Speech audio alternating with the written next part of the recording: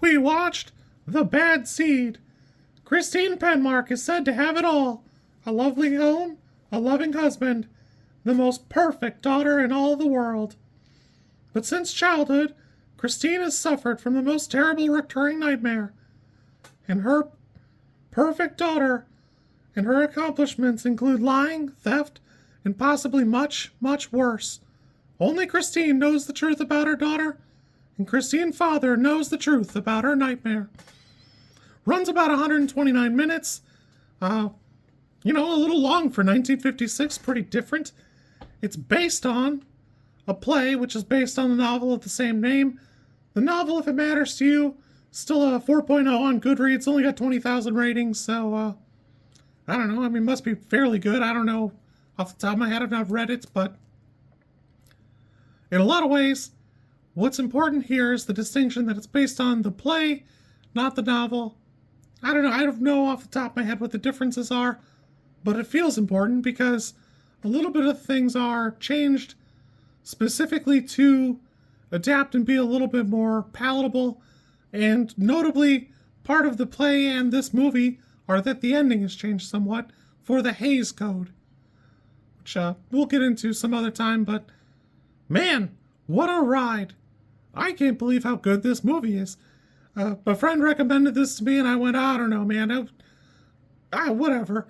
I've never heard of it before. I've never known anything about it. It's apparently quite the cultural phenomenon.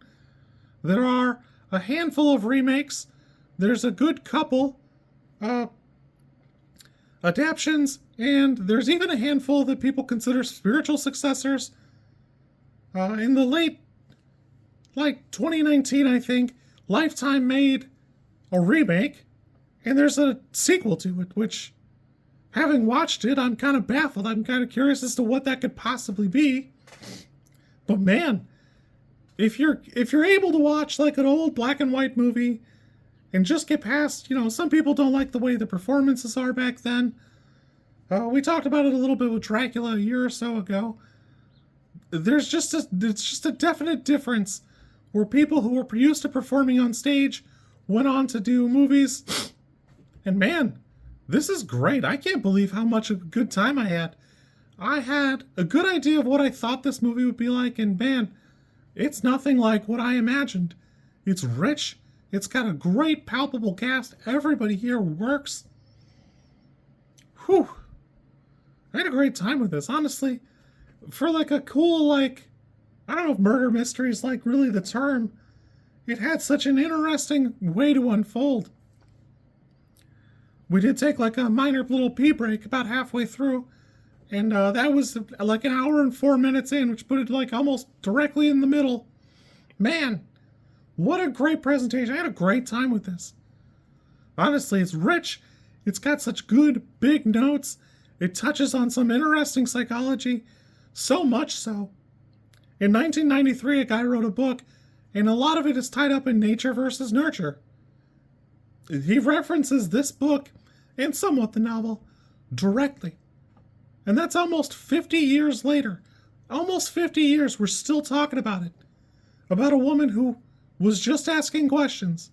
A woman who just wanted to ask some questions. I just have some questions, and I just want to have them answered. Man, a lot of this just works.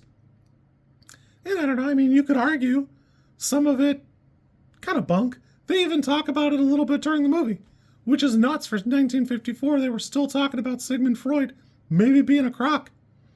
Because a lot of his stuff got debunked a lot later, but, not all of it, so it's kind of cool to see.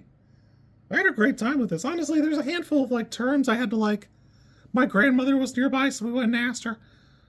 This is great. I had an awesome time with this. I really could not believe how much I liked this movie. This for me is a 9. I had a great time. It's such a good, rich horror movie because what do you do?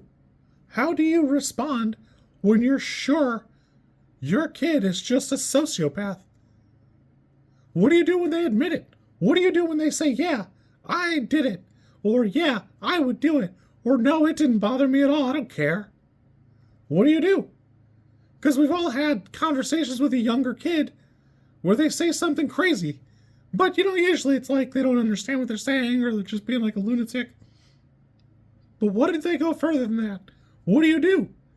Because we've seen in society, we give it a pass when it's somebody you love.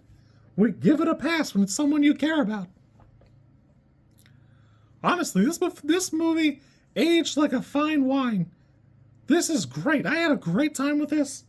Whew. I know whistling doesn't work with the puppets. Mind your business. This for me is like a 9. I couldn't get enough of this. I had a great time. I absolutely recommend it. If you can find it, go check it out. It's only like $4 to rent, which, whatever. It's fine. I'm probably going to watch some other adaptations of it. I got to check them out. I got to see if they live up to it. Because the only thing you could do better is be technically better where, it's not adapted from a stage play. And, you get like some more dynamic scenes, I guess. Because, man, these performances are great. They're amazing. You kids be good. I'll catch you soon. As an aside, if my name were Rhododendron, I also would be a psycho. But whatever. You kids be good. I'll catch you soon.